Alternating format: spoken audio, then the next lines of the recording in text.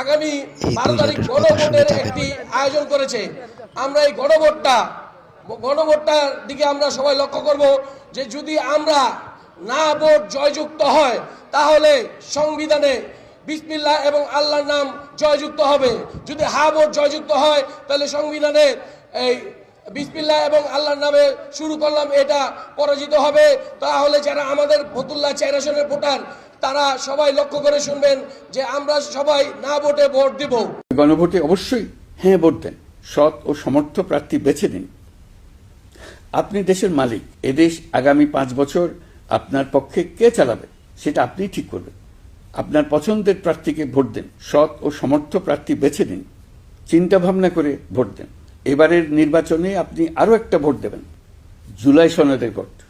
দীর্ঘ 9 মাস ধরে সকল রাজনৈতিক দলের সঙ্গে দিনের পর দিন বৈঠক করে এই সনদ তৈরি হয়েছে। আপনি যদি এই সনদ সমর্থন করেন তবে গণভোটে অবশ্যই হ্যাঁ ভোট দেন। চলুন আমরা সবাই মিলে এই গণতান্ত্রিক যাত্রাকে সফল করি।